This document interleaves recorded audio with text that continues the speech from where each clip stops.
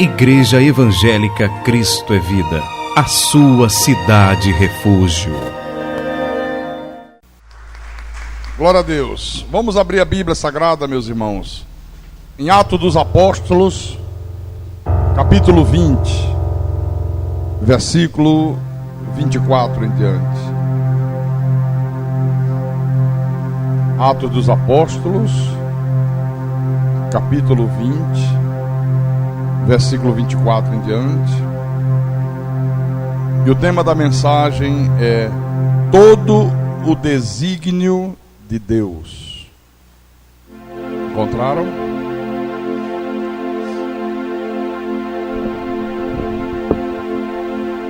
Então diz assim o apóstolo Paulo: porém, em nada considero a vida preciosa para mim mesmo, contanto que complete a minha carreira e o ministério que recebi do Senhor Jesus para testemunhar o Evangelho da graça de Deus, que é o único para a igreja. Lamentavelmente, 2000 anos depois, 90% da igreja não sabe o que é isto, não sabe o que é o Evangelho da graça de Deus, só sabe o que é Mateus, Marcos, Lucas e João.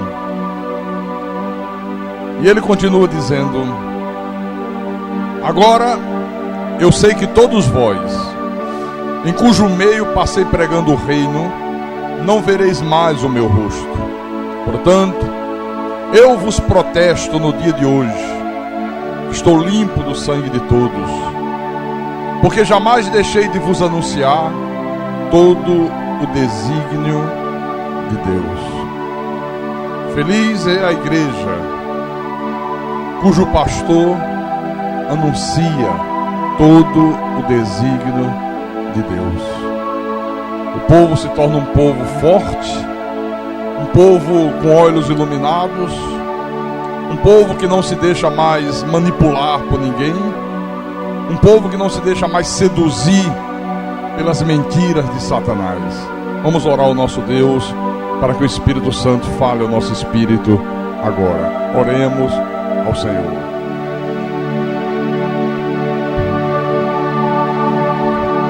Às vezes calo para ouvir a voz de Deus, então medito para ouvir a sua voz. Quão sutileza tocas no meu coração, e grande paz passo a sentir, sinto emoção. Ouvir tua voz quando me exortas, se é preciso. Ouvir tua voz quando me diz que sou contigo.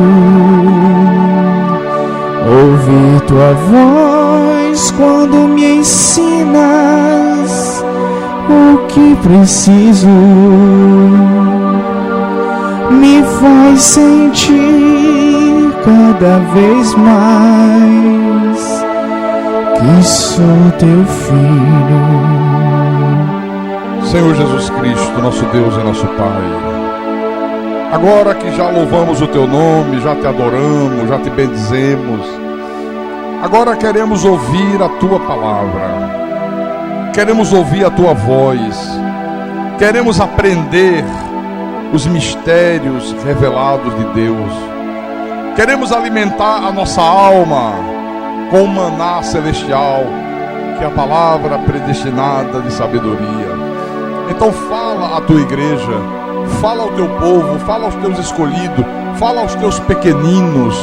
Usa-me como teu pastor, como teu servo, dá-me a inspiração para que eu possa proclamar a tua palavra, mas proclamar a tua palavra com verdade, com pureza, sem misturas, sem doutrinas de homens, sem coisas do paganismo nem do misticismo, mas a palavra pura como a sã doutrina que é, para que o teu povo cresça na graça e no conhecimento do Senhor, e para que o teu nome, ó Deus, seja glorificado. Eu te peço em nome de Jesus, em nome do Senhor, e que todos que creem digam amém, amém e amém. Diga graças a Deus. Então, meus irmãos amados e minhas irmãs em Cristo, Lucas registra nesse capítulo 20 aqui de Atos dos Apóstolos um momento extremamente importante do ministério do apóstolo São Paulo, quando Paulo se despede dos irmãos, dos presbíteros, dos pastores da igreja de Éfeso, uma igreja onde ele havia passado 3 anos e aonde diuturnamente ele havia proclamado a esses irmãos o evangelho da graça de Deus. Ele diz: jamais deixei de vos anunciar todo o desígnio de Deus. 3 anos anunciando todo o desígnio de Deus, aquelas coisas profundas de Deus, aquilo que vem lá do coração de Deus, que só o Espírito de Deus prescruta. Então era uma igreja tremendamente privilegiada, uma igreja que teve a oportunidade de aprender as coisas profundas do Espírito. Só que nesse momento aqui, que Paulo se despede da igreja, e ele sabe que a igreja não o veria mais, seria a última vez que a igreja estaria com ele, Paulo antevê, Paulo prediz algo terrível que ia acontecer com essa igreja se a igreja não tomasse as devidas providências. O que é que ele previu? O que é que ele anteviu? Vamos ler o versículo 28 em diante. Ele falando com os pastores da igreja. Ele diz: atendei por vós e por todo o rebanho sobre o qual o Espírito Santo vos constituiu bispos, para pastoreardes a igreja de Deus, a qual ele comprou com o seu próprio sangue. Eu sei que depois da minha partida, entre vós penetrarão lobos vorazes, que não pouparão o rebanho, e que dentre vós mesmos se levantarão homens, falando coisas pervertidas, para arrastar os discípulos atrás deles. Portanto, e agora vem o que ele mais chamou a atenção, portanto, ou seja, em vista disso, que o Espírito Santo está alertando, que o Espírito de Deus está mostrando, vigiai. Ele não disse vigilhai. A Bíblia não manda fazer vigília, a Bíblia manda vigiar. Vigiai, lembrando-vos de que por 3 anos, noite e dia, não cessei de admoestar com lágrimas a cada um de vocês. Ora, o que aconteceu com essa igreja aqui? Os pastores não vigiaram, os pastores não tomaram as devidas providências, não tomaram o devido cuidado, e aquilo que o Espírito Santo estava mostrando a Paulo, estava fazendo Paulo ter uma visão antecipada, estava dando uma predição para Paulo, acabou acontecendo. Esta igreja, ela foi literalmente invadida por esses lobos vorazes aqui, que Paulo disse: olha, eles não vão poupar o rebanho. Dentre vocês mesmos vão se levantar homens falando coisas pervertidas para arrastar os discípulos atrás dele, homens que vão contradizer o meu ensino, homens que vão negar a verdade que eu preguei, a verdade que eu ensinei, e vão causar danos à igreja. Você vê que coisa interessante. Uma igreja que teve o privilégio de conhecer todo o desígnio de Deus. Uma igreja que durante esses 3 anos em que o apóstolo lá esteve, amava a palavra mais do que qualquer outra coisa, amava a Deus sobre todas as coisas. De repente, 41 anos depois desse fato aqui, essa igreja abandona o primeiro amor. Essa igreja muda o comportamento. Essa igreja muda a postura espiritual que ela tinha. Deixa eu mostrar para vocês, lá em Apocalipse capítulo 2, Apocalipse capítulo 2, versículo 1 em diante. A carta à igreja em Éfeso. Ao anjo da igreja em Éfeso escreve. Jesus mandou João escrever ao pastor dessa igreja. Estas coisas diz aquele que conserva na mão direita as 7 estrelas e que anda no meio dos 7 candeeiros de ouro. Conheço as tuas obras, tanto o teu labor como a tua perseverança, e que não podes suportar homens maus, e que pusestes à prova os que a si mesmos se declaram apóstolos e não são, e os achaste mentirosos. E tens perseverança, e suportaste provas por causa do meu nome, e não te deixaste esmorecer. Até aqui estava tudo certo. Até aqui parecia uma igreja perfeita, parecia uma igreja brilhante, parecia uma igreja nota 1000. Mas aí no versículo 4 vem um problema. O Senhor diz assim: tenho, porém, contra ti que abandonaste o teu primeiro amor. Como é que se deu o abandono do primeiro amor? É que 41 anos depois, os pastores não vigiaram, os lobos vorazes invadiram a igreja, se levantaram homens falando coisas pervertidas, as pessoas dessa igreja passaram a dar ouvidos, e agora, o que é que aconteceu aqui? O mais importante para eles já não era mais o evangelho. Agora eles já davam ouvidos a qualquer ensinamento que viesse, eles agora já estavam dando ouvidos a um evangelho pervertido, passaram a ser seguidores de homens. Então eu disse hoje pela manhã aqui, que este abandono do primeiro amor também está aí, de uma maneira muito forte, muito patente, muito latente, nos dias que nós estamos vivendo. Para a grande maioria do povo de Deus, o mais importante hoje, não é o amor a Deus, não é o amor à palavra, é o amor às vezes a um pastor, é o amor a uma denominação. Às vezes a pessoa ama mais o pastor do que a palavra de Deus. Às vezes ama mais a denominação, briga pela denominação, defende com unhas e dentes a denominação, ao invés de estar defendendo com unhas e dentes a verdade da palavra de Deus. Eu disse aqui que este abandono do primeiro amor tem sido uma coisa tão grande, tem sido uma coisa tão forte, que mais de 90% do povo de Deus desconhece o que é o evangelho da graça de Deus. Paulo disse: olha, em nada considero a vida preciosa para mim mesmo, contanto que eu complete a minha carreira, que eu leve a bom termo a minha missão, a missão que Deus me confiou, de proclamar à igreja o evangelho da graça de Deus. Pergunta aí fora, a qualquer pessoa de igreja, não importa a denominação, pergunte assim: o que é o evangelho da graça de Deus? Ninguém vai saber te responder. Ninguém vai te dizer o que é o evangelho da graça de Deus, que é o único para a igreja. A tradição religiosa diz que Mateus, Marcos, Lucas e João são 4 evangelhos. Não existe 4 evangelhos na Bíblia. Na Bíblia só existe um evangelho. Havia a lei, a velha aliança, Deus revogou a lei, Deus estabeleceu uma nova aliança, e a palavra que o próprio Deus manda para substituir a lei, qual foi? O evangelho da graça de Deus. A lei foi revelada a Moisés, e o evangelho da graça de Deus foi revelado a quem? A Paulo. E onde é que está na Bíblia este evangelho da graça de Deus, que Paulo recebeu de Deus a missão de proclamar para a igreja? Nas 14 epístolas de Paulo, as 14 epístolas paulinas. Então é lamentável, mas isso é a mais pura verdade. A exemplo desse povo aqui da igreja de Éfeso, os crentes de hoje, na sua grande maioria, se apartaram totalmente dos desígnios de Deus. Por quê, pastor? Porque a partir de Éfeso e até os dias de hoje, os lobos vorazes, eles não têm poupado o rebanho. No seio da igreja cristã, tem se levantado homens falando coisas pervertidas para arrastar os discípulos atrás dele. E aí as pessoas vão se tornando seguidoras de homens.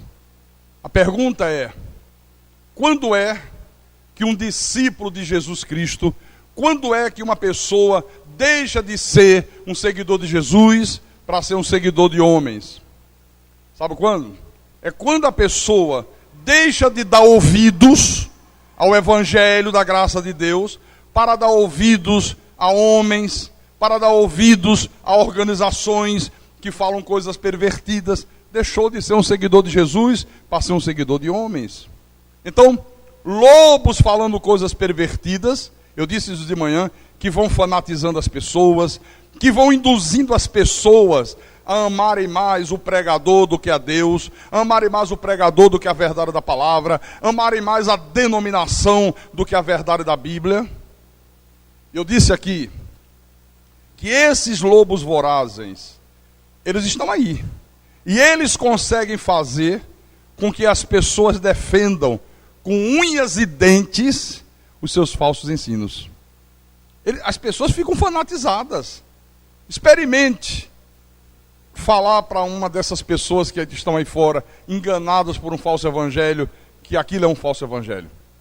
Olha, elas defendem com unhas e dentes. Elas dizem que você está endemoniado, elas ficam com raiva, o rosto fica transtornado. É um problema sério.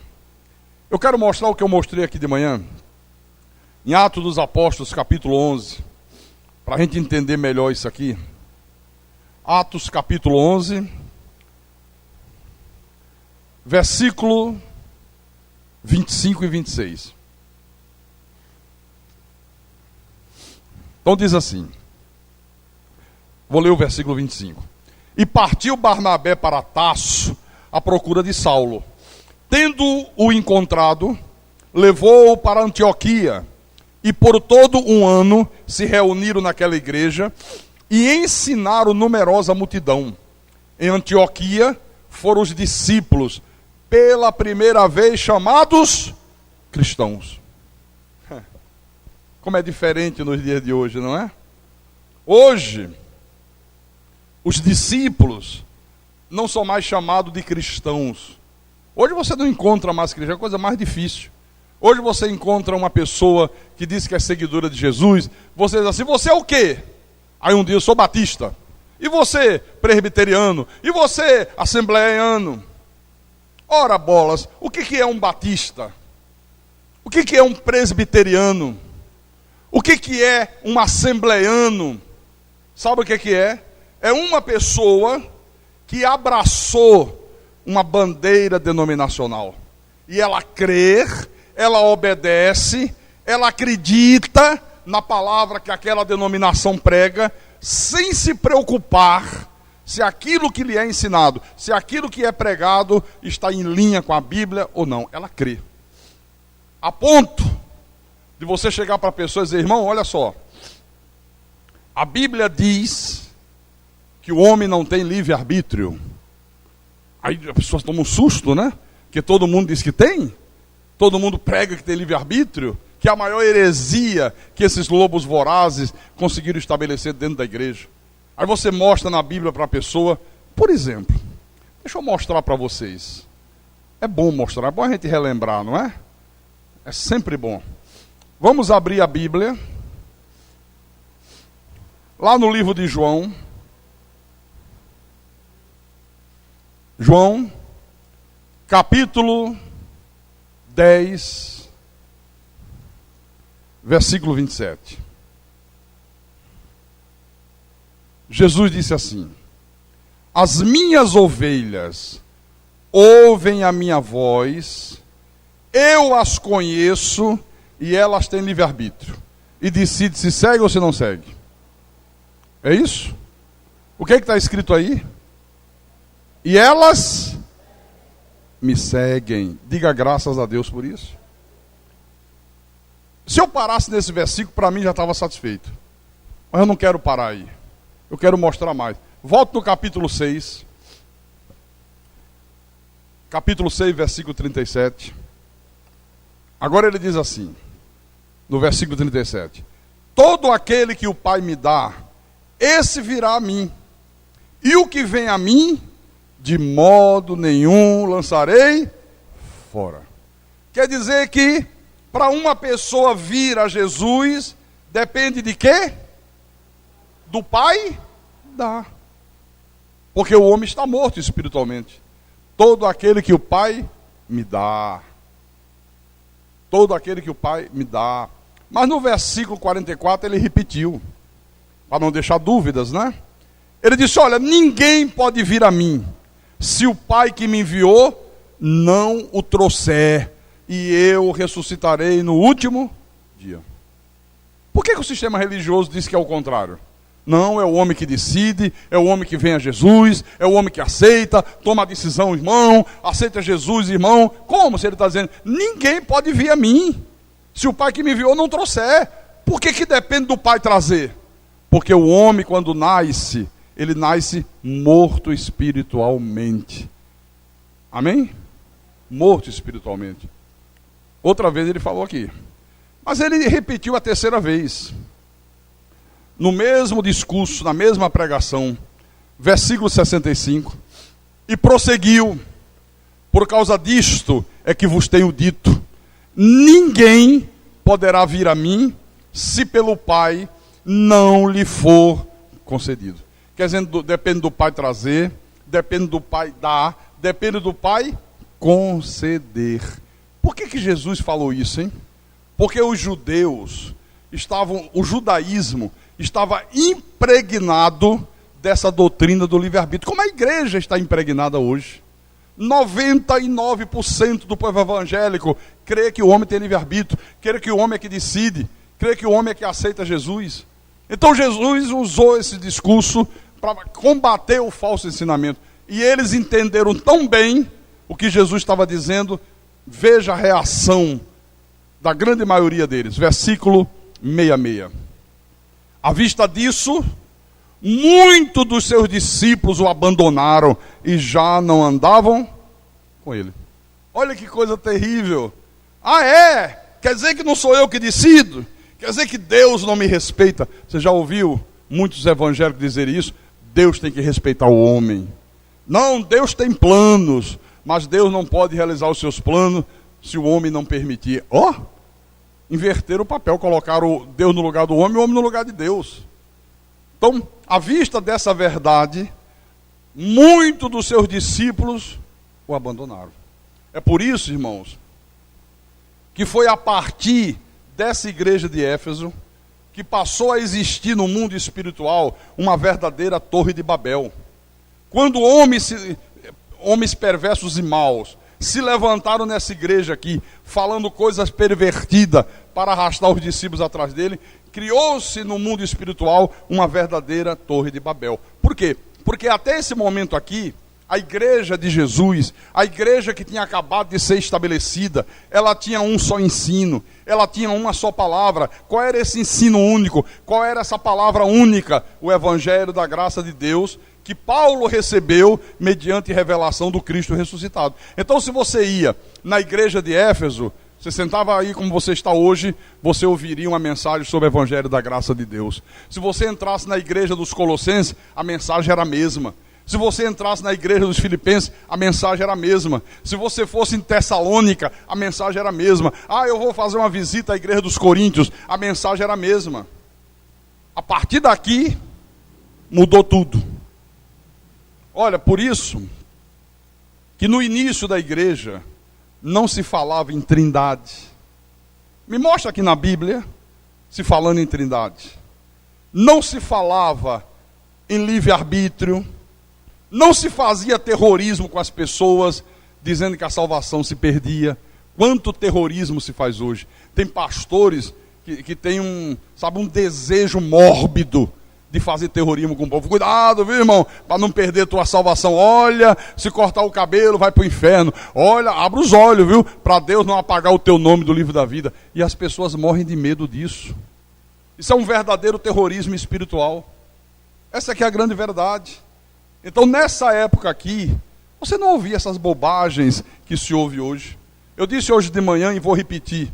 Me mostre aqui na Bíblia alguma igreja, algum pastor, algum dos apóstolos, algum discípulo de Jesus, algum profeta do Velho Testamento, proibindo as pessoas de ir à praia.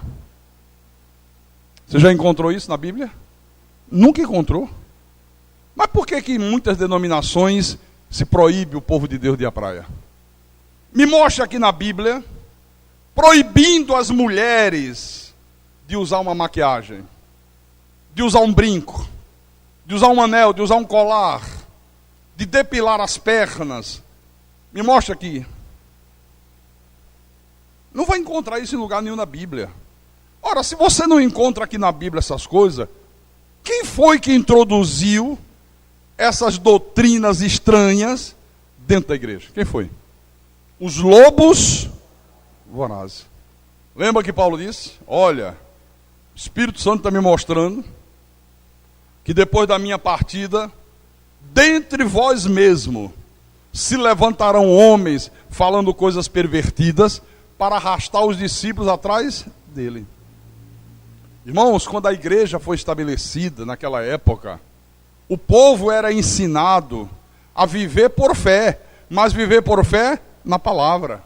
Não havia essa coisa que tem hoje, de sobe monte, desce monte, esfola joelho no chão, e faz sacrifício, e faz vigília, e unge a cabeça com óleo, e pega o vidrinho de sal grosso, e pega o nardo ungido, e pega lá não sei o que, pega enxofre, pega arruda. Você consegue imaginar, por exemplo, qualquer um dos apóstolos, se vivesse nos dias de hoje, conclamando as pessoas a fazer uma corrente de libertação?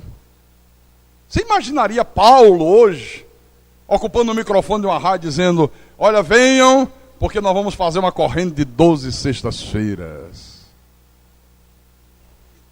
Você consegue imaginar qualquer um desses apóstolos aqui da Bíblia, dizendo assim, sexta-feira, nós vamos passar o dia todo na igreja, distribuindo o lenço ungido. O cara compra um pedaço de tecido ali no Beco da Poeira, que agora é aqui do lado, né? Aquele mais vagabundo que tem. Aí corta um pedacinho e diz, é o lenço ungido. Você vai levar, você vai colocar na pessoa que está doente, ela vai ficar curada. Se fosse assim, esvaziava todos os hospitais. Era só levar o lenço ungido. Os hospitais iam ficar vazios. Não ficava um único doente. Se a coisa é tão simples assim, se é dessa maneira. Não. Isso são homens falando coisas pervertidas. São lobos vorazes que usam essas coisas para fazerem comércio com o povo de Deus. Essa é que é a verdade. Por que eu prego tão forte quando eu falo disso? Porque é minha obrigação como pastor ensinar a igreja acerca dessas verdades, para que amanhã você não venha a ser enganado, para que amanhã você não venha a ser seduzido pela astúcia de Satanás, para que amanhã você não venha abandonar o primeiro amor, você não venha abandonar a pureza da palavra de Deus e passe a dar ouvidos a essas coisas pervertidas. Então esta preocupação era uma preocupação comum naquela época dos pais da igreja primitiva. Eu mostrei hoje de manhã, quero mostrar mais uma vez, em 2 Tessalonicenses, capítulo 2, versículo 1 em diante.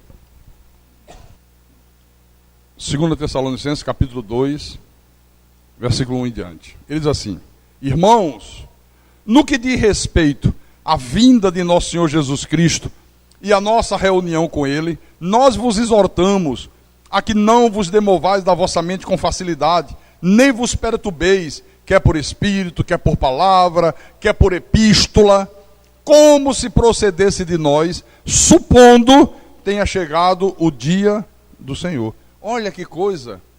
Já naquela época, 2000 anos atrás, haviam pessoas querendo introduzir na igreja uma palavra diferente daquela que Paulo ensinava. Gente fazendo epístola com falsos ensinos, querendo dizer que era uma epístola do apóstolo Paulo. Paulo diz, cuidado, não vos demovais da vossa mente com facilidade. Leia outra vez aí. Não vos demovais da vossa mente com facilidade, nem vos perturbeis. Uma pessoa que é verdadeiramente nascida de Deus, uma pessoa que tem o conhecimento do Evangelho da graça de Deus, ela não pode se deixar perturbar por alguém que vem de lá e diz, olha irmão, você está enfrentando um problema, você tem que fazer um culto para quebrar maldições. Ela não se perturba, ela diz, não senhor, Jesus na cruz do Calvário já quebrou todas as minhas maldições, diga graças a Deus. Uma pessoa que tem o conhecimento do Evangelho da graça de Deus, ela não se deixa perturbar por alguém que vem, irmão, tem que fazer sacrifício, tem que pagar o preço. Ela disse, não, senhor, Jesus já pagou todo o preço. A Bíblia diz, Deus não quer sacrifício, Deus quer conhecimento. Oséias capítulo 6, versículo 6. Aí ela tem como reagir. Ela não se perturba quando vem alguém e diz, irmão, cuidado que o demônio está em derredor. Se você abrir uma brecha, ele entra com mais 7. O povo de Deus treme de medo disso. Fica assim, ai meu Deus, ai ele está em derredor, ai como eu tenho medo, ai porque se eu abrir uma janela, se eu abrir uma brechinha, ele volta com mais 7. Quem é da graça de Deus não se perturba com isso. Por quê? Porque sabe que na cruz Jesus expulsou o príncipe desse mundo. Ou não expulsou? Expulsou ou não expulsou? Mas vamos ver na Bíblia, né? Só vale vendo na Bíblia. Porque senão vai dizer, não, isso é coisa do pastor Carlos. Eu não escrevi Bíblia nenhuma. João capítulo 12, versículo 31. João capítulo 12, versículo 31. Você sabia que 90% dos crentes não conhecem esse versículo? Lê e passa por cima sem nem perceber. Olha o que Jesus falou. Quando se aproximava o momento dele ir à cruz. Ele disse, chegou o momento de ser julgado este mundo. E agora, na cruz, o seu príncipe será expulso. Pergunto, foi expulso ou não foi expulso? Não foi ou não foi? E por que é que quase 100% do povo evangélico, você pergunta assim, irmão, quem é o príncipe desse mundo? O diabo. Chega, abre a boca, fica desse tamanho. Com prazer. É o diabo. É o diabo. Hã? Olha, a culpa não é do povo, não. Você sabe o que é que o Senhor fala lá em Oséias, capítulo 4, versículo 6. O meu povo está sendo destruído porque lhe falta o conhecimento. Por isso, o povo de Deus não tem o conhecimento de Deus. Não conhece essas verdades aqui. Não conhece essa realidade da Bíblia. Viu? É lamentável, mas é verdade. Quer ver eu provar? Quantos de vocês que estão aqui nessa noite achavam que o diabo era o príncipe desse mundo? Levante a mão. Eu também achava. Quantos de vocês acreditavam no livre-arbítrio? Levante a mão. Eu também acreditava. Eu preguei isso a minha vida toda. Eu passei a vida toda pregando livre-arbítrio. Né? Bom, vamos voltar lá. 2 Tessalonicenses capítulo 2, versículo 3. Volte lá. Ok? Eu disse hoje de manhã e vou repetir. Olha, irmãos, as epístolas de Paulo, elas formam o filtro da Bíblia. Tudo aquilo que não está em linha com as epístolas de Paulo, ou são coisas da lei, coisas da velha aliança, que não servem para nós hoje, que Deus revogou, ou são coisas pervertidas, faladas pelos filhos do diabo. Grave isso. É exatamente isso que eu estou dizendo para você. Olha o que ele diz aqui no versículo 3. Ninguém, de nenhum modo vos engane. Ele está falando da segunda vinda de Cristo. Porque isto não acontecerá sem que primeiro venha a apostasia e seja revelado o homem da iniquidade, o filho da perdição. Ninguém de modo nenhum vos engane. Olha, o nosso país hoje está cheio de milhões e milhões e milhões de pessoas enganadas por coisas pervertidas, dando ouvidos a ensinos diabólicos. Como eu tenho pena, como eu tenho dó de muitas das vezes ver multidões sendo lideradas por um homem que não tem nenhuma condição moral, que não tem nenhuma condição espiritual, mas está conduzindo a multidão para a destruição. Por quê? Porque falta o conhecimento. arrependimento. Então ele diz, a segunda vinda de Cristo não vai acontecer. É interessante, né? Quando fala na segunda vinda, a maioria do povo evangélico diz assim, você viu, irmão? Terremoto no Chile. Olha, sinal da segunda vinda. Olha, guerra lá no Oriente, sinal da segunda vinda. Olha, a fome, sinal... Não, é isso aqui, a primeira. O sinal mais forte, o sinal mais evidente, não são os terremotos, não são as fomes, não são as guerras. É esse aqui, ó. A segunda vinda não se dará sem que primeiro venha a apostasia. O que é a apostasia? É o desvio da verdade. É quando você vê as pessoas tomarem um outro rumo, saírem daquele caminho que a palavra de Deus determina. Isso é apostasia. Mas é uma apostasia a nível mundial, como nós estamos assistindo hoje. E seja revelado o homem da iniquidade, o filho da perdição, o qual se opõe e se levanta contra tudo que se chama Deus ou é objeto de culto, a ponto de assentar-se no santuário de Deus, ostentando-os como se fosse o próprio Deus. Se levantando contra Deus.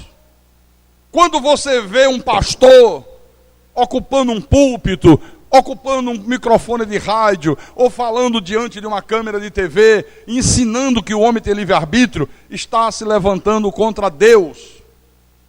Dizendo, olha, você está desempregado porque tem um demônio que está trancando os teus caminhos. Está se levantando contra Deus. Está dizendo que Jesus na cruz não derrotou o diabo. Está dizendo que Jesus na cruz não colocou os demônios em algemas eternas.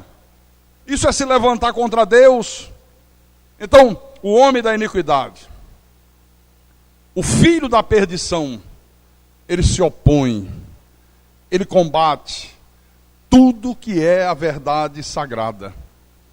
E eu fico maravilhado com que o Espírito... Maravilhado e ao mesmo tempo impactado.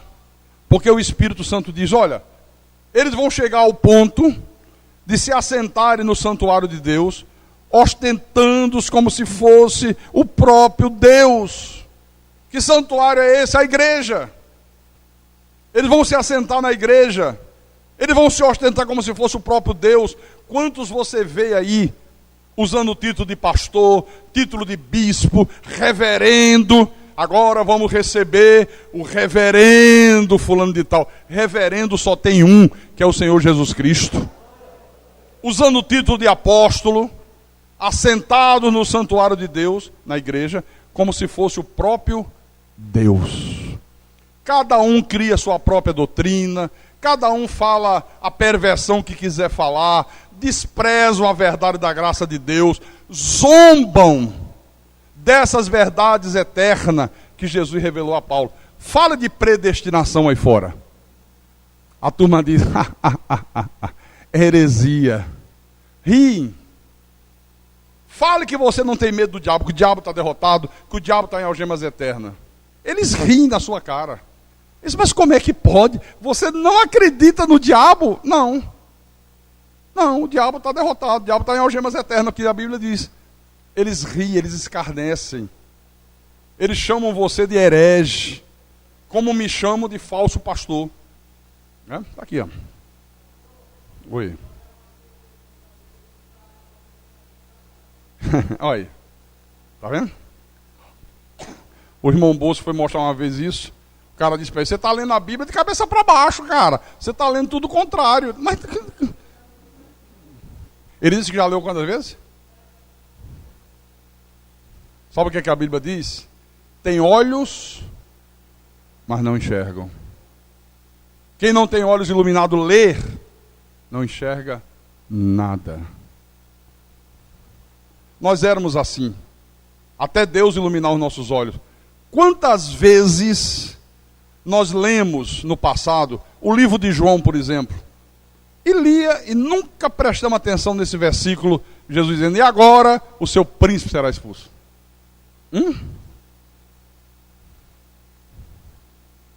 Porque não tínhamos olhos iluminados por Deus. Amém? Agora veja o versículo 7. Paulo diz: com efeito, o mistério da iniquidade já opera, e aguarda somente que seja afastado aquele que agora o detém. Quer dizer que já opera há 2000 anos. Há 2000 anos ele diz: olha, na verdade, o mistério da iniquidade já opera. No texto grego original, esta expressão aqui, o mistério da iniquidade, ela significa literalmente o mistério do desregramento, o mistério do maligno, da maldade. O que é isso? São sistemas religiosos que parecem ser de Deus. Eles usam Bíblia, eles usam o nome de Jesus, eles operam milagres, mas na verdade eles ensinam outra doutrina. Eles falam coisas pervertidas. Jesus disse, para, se possível, enganar os próprios eleitos. Aí quem não tem conhecimento diz: não é de Deus, tem Bíblia. Não, mas lá fala de Jesus também. Já ouviu esse papo? Para que você vai para Cristo é Vida? Né? Para que você sai de um bairro distante? Né? Gente que vem aí de Maracanaú, como o irmão Daniel. Gente que vem de Pacajus. E às vezes a família, o vizinho, diz: mas pera lá, que coisa mais boba. Você sair daqui de Pacajus e ir lá para Fortaleza assistir um culto na Cristo é Vida, se tem tantas igrejas aqui. Aí o irmão Feijó diz: mas não tem a verdade que prega lá. Não tem a verdade que prega lá. Mas é a mesma coisa. Tem Bíblia, fala de Jesus, não. Na macumba também fala de Jesus. Na macumba também tem Bíblia. No centro espírita, começa a sessão com a Bíblia aberta. O Pai de Santo reza o Pai Nosso. Viu? Fala de Jesus. E é espiritismo.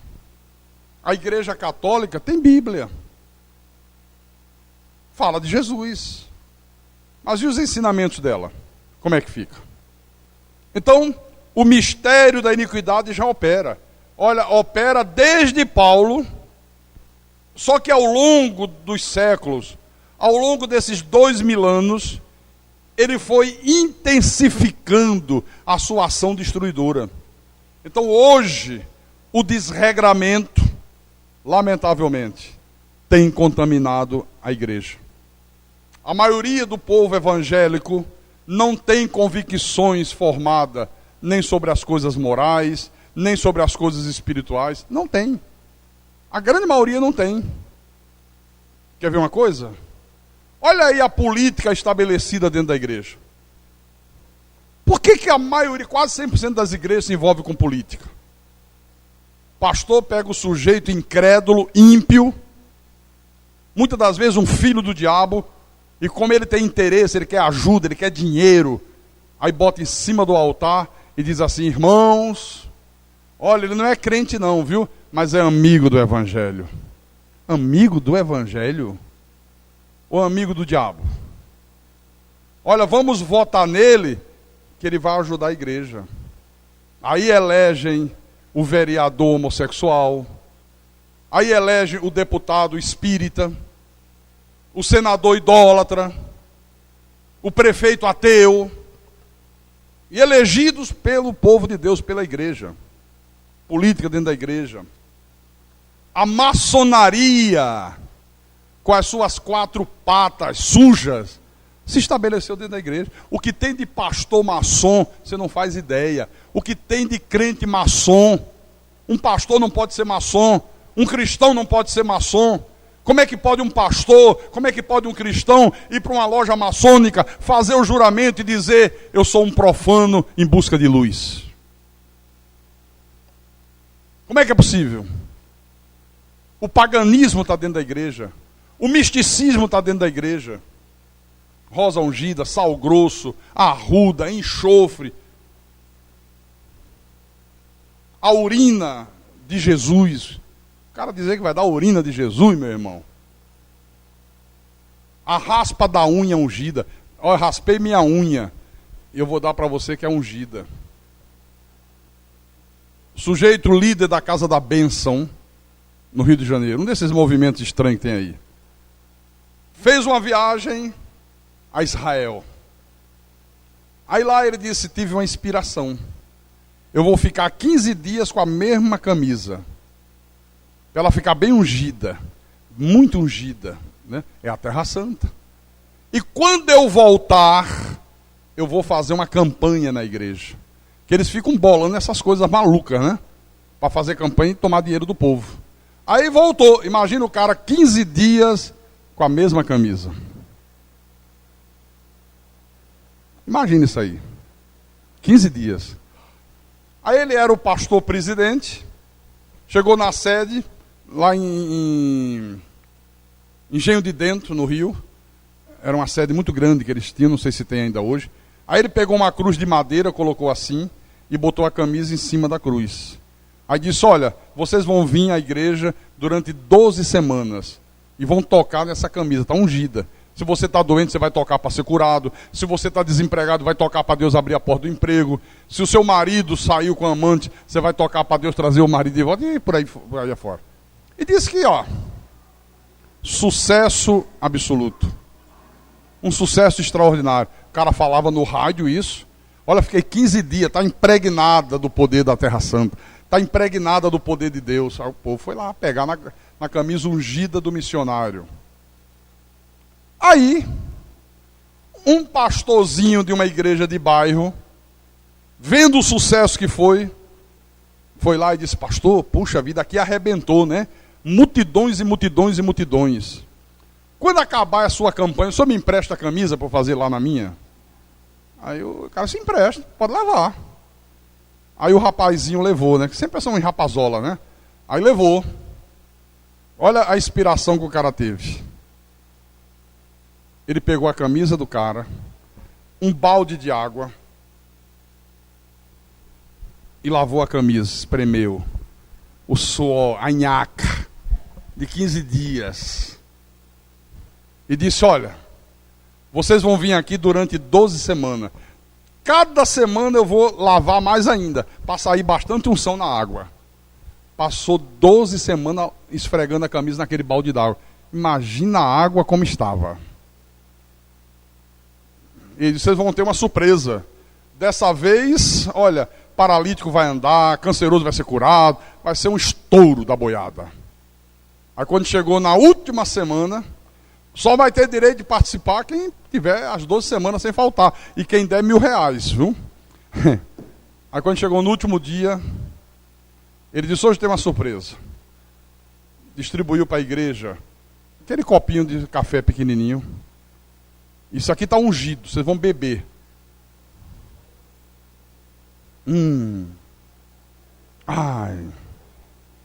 Ai, que náusea, que nojo. E quando as pessoas beberam, ele disse, vocês acabaram de beber a água ungida da camisa do missionário. Isso é verdade, viu, irmão? Isso é verídico.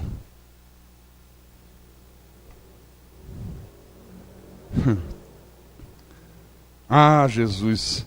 Quando eu não conhecia essa verdade aqui, se eu estou numa igreja dessa, o cara faz isso comigo, eu bebi um copinho, ele bebeu o balde inteiro. Viu?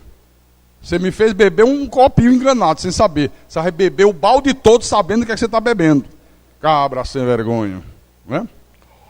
Então Paulo diz, o mistério da iniquidade já opera, e aguarda somente que seja afastado aquele que agora o detém. Deixa eu perguntar. Quem é que faz com que essas coisas pervertidas permaneçam na vida de um filho de Deus? Quem é que faz isso aqui? Quantas pessoas que são de Deus? Eu sou de Deus, eu sou um eleito de Deus. Quantos anos eu passei crendo nisso? Eu acreditava em rosa ungida, eu acreditava que o demônio voltava com mais 7. Se um filho meu tinha uma febre, de uma gripe, Eu já dizia, olha o demônio aí. Pega o óleo lá, ungia a cabeça com óleo. O demônio que está nessa criança. O demônio da febre. Em nome de Jesus. Em nome de Jesus. Você e toda a tropa que está com você. Toda a legião. Saia. Que ignorância. A senhora também? A senhora foi obreira, né? Não foi? Quantos anos? 23 anos. Tá vendo? Então o que é que faz isso? O que é que faz essas coisas diabólicas, essas mentiras do diabo permanecerem na vida de um eleito de Deus por tanto tempo? Sabe o que é? A ignorância espiritual. A falta de conhecimento. Paulo está dizendo, olha, ele aguarda somente que seja afastado aquilo que o segura na vida da pessoa, aquilo que agora o detém. Quando a verdade da graça é pregada, a ignorância é afastada. E aí acontece o quê? O que aconteceu na tua vida, aconteceu na minha. Leia o versículo 8. Então, será de fato revelado o iníquo, a quem o Senhor Jesus matará com o sopro da sua boca e o destruirá pela manifestação da sua vinda. Quando a verdade é pregada, a verdade revela aquilo que é iníquo, aquilo que é contrário a Deus. Se você não tivesse ouvido a verdade da graça, a irmã, por exemplo, teria saído daquele meio? Nunca. Ia morrer achando que aquilo era certo. Defendendo com unhas e dentes, não é? E demônio para lá, e demônio para cá, e unge a cabeça, e faz isso, e a fogueira santa, e o culto para quebrar a maldição, e sobe monte, e desce monte, e esfola o joelho, e jejua, e faz vigília, e oferece uma fome para Deus. Não, eu vou oferecer uma noite de sono para Deus. Então a verdade da graça, ao mesmo tempo que ela revela, ela mata completamente o vírus da malignidade. E ela purifica a nossa vida espiritual. Ele diz, a quem o Senhor Jesus matará com o sopro da sua boca e o destruirá pela manifestação da sua vinda. Quer dizer que primeiro com o sopro da sua boca. O que é o sopro da sua boca? A palavra, a palavra. E o destruirá pela manifestação da sua vinda. Quando ele dirá, apartai-vos de mim, malditos, para o fogo eterno, preparado para o diabo e seus anjos. Por isso, irmãos, só a pregação da graça de Deus revela quem são os homens perversos e maus, que se levantam no meio do povo de Deus, falando coisas pervertidas. A lei não revela nada. Na lei tudo é igual, todo mundo é igual. Na lei todo mundo é de Deus. Na lei se acha todo mundo de Deus. Agora a graça não. A graça revela, isso aqui não é de Deus, aquilo não é de Deus, aquilo é de Deus, esse ali não é, esse aqui é. A lei não revela nada. Os lobos disfarçados de ovelhas, eles se sentem muito bem na lei, porque na lei ninguém identifica eles. Ninguém identifica. Todo mundo é de Deus na lei. O cara é mau caráter, fuma maconha, cheira cocaína, aí grava um CD evangélico, vende as pampas, faz show em tudo quanto é lugar, vai em tudo quanto é igreja e é um viciado em drogas. Eu não vou dizer o nome aqui porque aí lá vem mais processo para cima de mim, né? Eu vou dizer fora do microfone. É verdade. Ouçam as músicas desse rapaz. Presta atenção na letra. Tudo letra de conceito, o cara cai e levanta, a vida inteira. Alguém tinha me dito isso e eu digo, não posso acreditar nisso.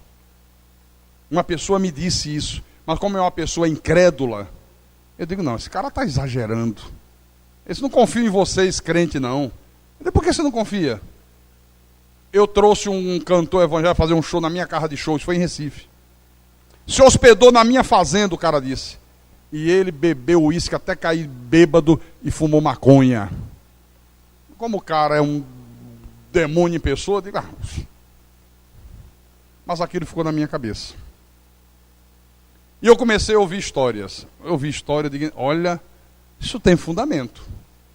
Um dia, eu estive com os músicos desse cara, lá em Natal. E eu não resisti. Eu chamei eles em particular e digo, olha, vocês são crentes? Somos. Então vocês vão me falar uma coisa. Se é verdade ou se é mentira. Agora fale diante de Deus. Esse cantor aí, fulano tal, fuma maconha. Aí um olhou para o outro olhou para um. Eu fiz uma pergunta, responde, e ninguém queria responder. Um olhava para o outro, a outro disse, olha, pastor, é o seguinte, diante de Deus não pode mentir, fuma. Nós já demos tanto conselho para ele, pastor. Olha, a gente vive a vida aconselhando ele. E acompanha o cara tocando para ganhar dinheiro. Às vezes o sujeito é um pedófilo.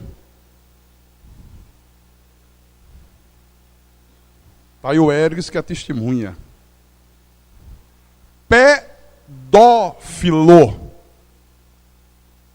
Pegando mocinhas de 13 anos para levar para motel. Depois de show. Deixa eu desligar o microfone, senão é mais um processo. Como é o nome do cara que eu esqueci agora? Pode falar. Processo é em cima de você. Vocês conhecem a peça? Faz um sucesso estrondoso, não faz? É pedófilo. Viu? Pedófilo.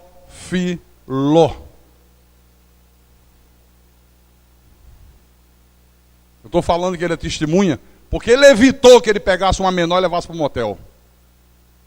O Ergues, quando ele fez um show aqui na Praia de Iracema, e depois do show veio em cima da menina, que era da igreja onde a noiva dele, a outra noiva dele frequentava. E ele disse, não, ela você não vai levar. Ela é menor, ela veio, não, deixa eu levar, daqui a 1 hora eu entrego ela em casa. Não é muito safado um caba desse? Uma mocinha de 13 anos.